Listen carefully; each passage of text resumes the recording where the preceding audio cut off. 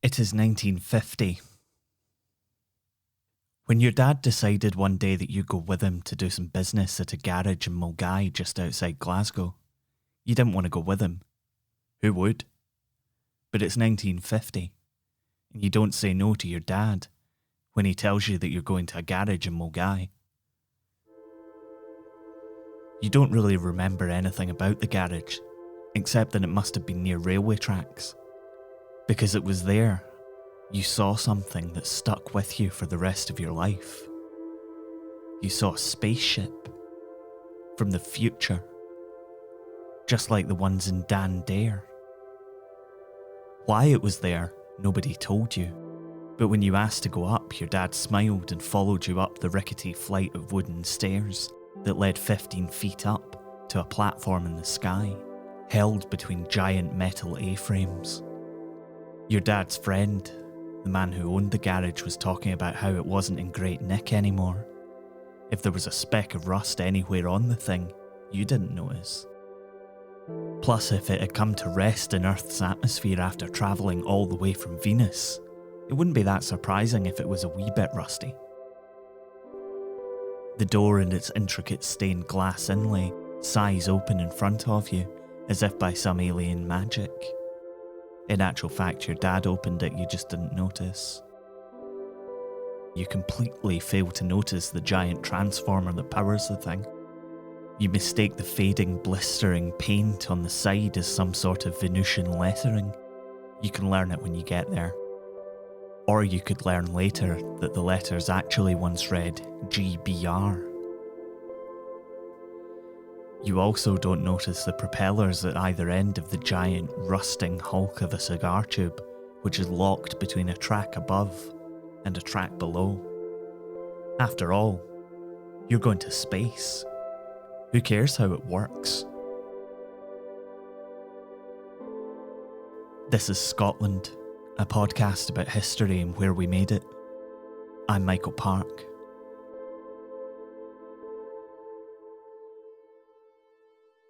It is 1930.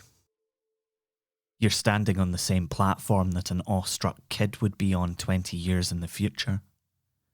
You're surrounded by press and dignitaries, all desperate to hear about your invention. Should you have got a band? Nah, it speaks for itself, surely. This gleaming 50-foot cigar tube with two immaculately carved and varnished propellers at either end. It doesn't need a band to make it exciting.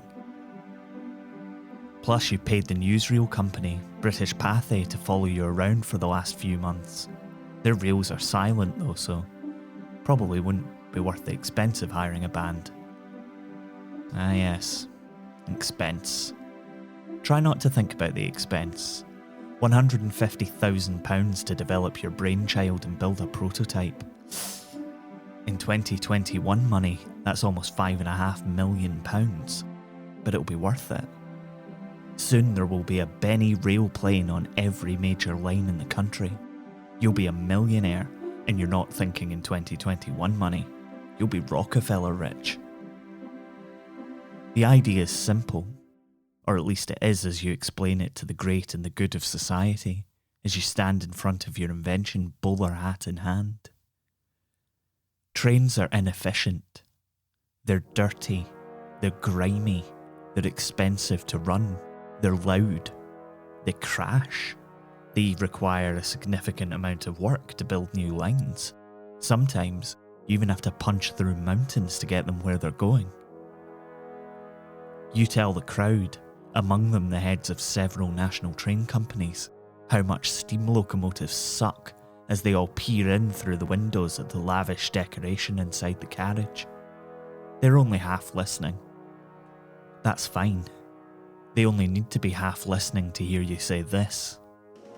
What if you could double the speed of a railway for a fraction of the cost?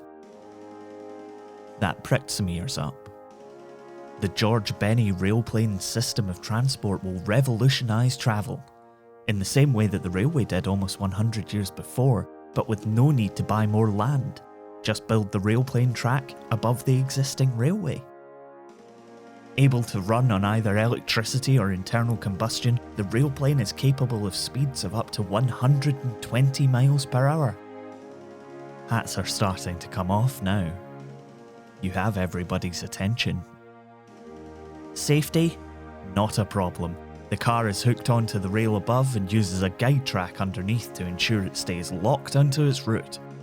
With that, and the way that it utilises propeller propulsion, there's little to no way that the Railplane could crash. And comfort? Well, ladies and gentlemen, you're about to be sitting in the comfort of the George Bennie Railplane. First class carriages can be as plush as you like, but a regular carriage can carry up to 50 passengers in varying degrees of comfort. It's quiet too. You launch into the rest of your spiel about how the electric motors which power the propellers are whisper silent. But you know fine well that you had most of the bigwigs on the hook at fraction of the cost. There are pound signs in their eyes, because not only is your system cheaper to run, they can charge more than normal trains for the speed, and to be quite frank, the novelty of travelling by Railplane. People love it. You can tell by the looks on their faces as the carriage pulls away from the platform. With only 130 yards of test track, they're not going to be hitting top speed by any stretch of the imagination. But as you wave your hat to them, you can see the smiles on their faces. You can see the excitement, the promise. You can see the future. You see the elevated tracks above the streets of cities like London, Paris and New York. What would be stopping a Railplane connection between London and Paris? You could be there in a matter of hours. The intercity line between Glasgow and London was a no-brainer. A journey of just over 3 hours made business trips up and down to the capital almost commutable. As you stand there, watching your invention glide silently to the end of the track and back, the future looks bright for George Bennie. You're glad you invited your mum along to see the whole thing in operation. If you're enjoying Scotland and you'd like to help us out, then please consider leaving a rating and a review on your favourite podcast app. We're told it really helps, we've got no idea how, but the more people who find the show, the more episodes we can make and the more stories we can tell. So if you can help us out, we would really appreciate it. Enjoy the rest of the show.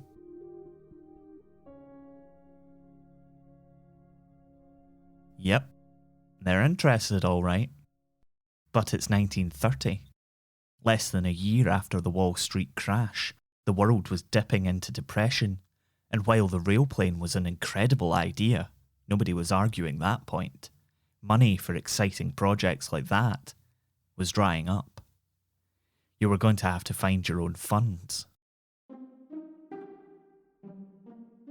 Good ideas are never easily given up though, and in 1931 you approached Southern Railway with funds to build a Railplane track from Croydon Airport to Holborn in London.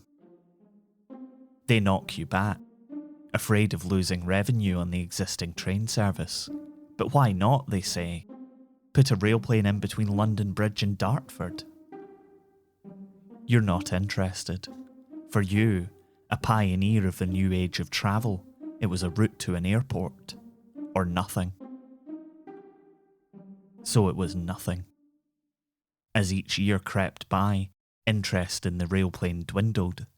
You took the idea to the Middle East, trying to drum up support for it using the company you set up to promote it, at great expense to yourself. In 1936, the same company ousts you from the board and leave you bankrupt.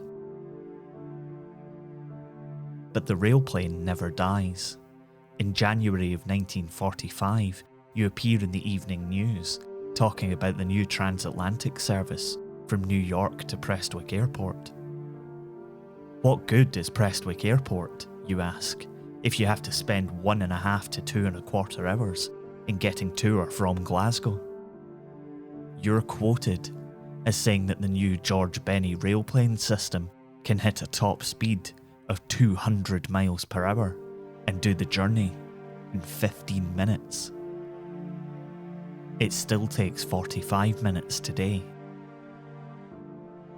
You predict that modern airports will be built further and further away from population centres, and that fast, efficient, affordable transport should be available to make air travel easier. You're not wrong, and yet the investment never comes. The world never gets to see a fully operational George Bennie Railplane system of transport. Sometimes, the best ideas just don't make it.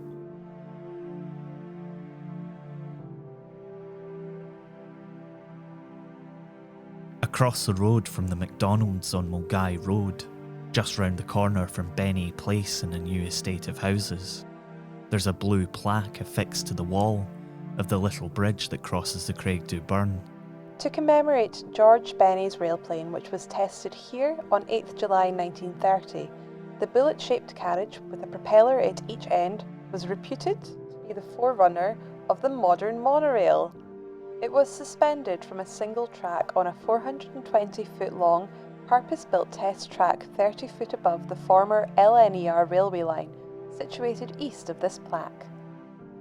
It may be gone now, but there really was nothing on Earth like this genuine, bona-fide, electrified one-car monorail. And for a while there, it really put Milngavie on the map.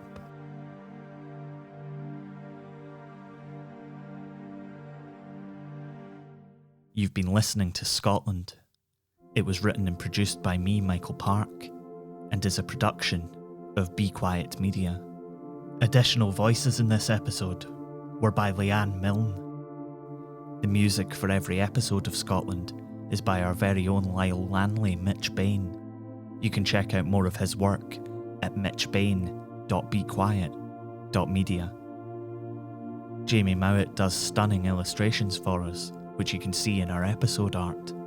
See more and buy prints at Tidlin, that's tidlin.com. Scotland is supported by Chris Lingwood, Scott McCubbin, and listeners like you on Patreon.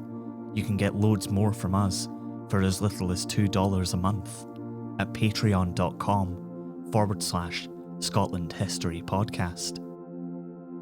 You can find out more about the show and read transcripts on our website, scotlandpodcast.net, and we're on Twitter, Facebook, and Instagram. You can find us by searching Scotland, a Scottish history podcast. Thanks for listening. Look after each other. Wear a mask. We'll see you next time.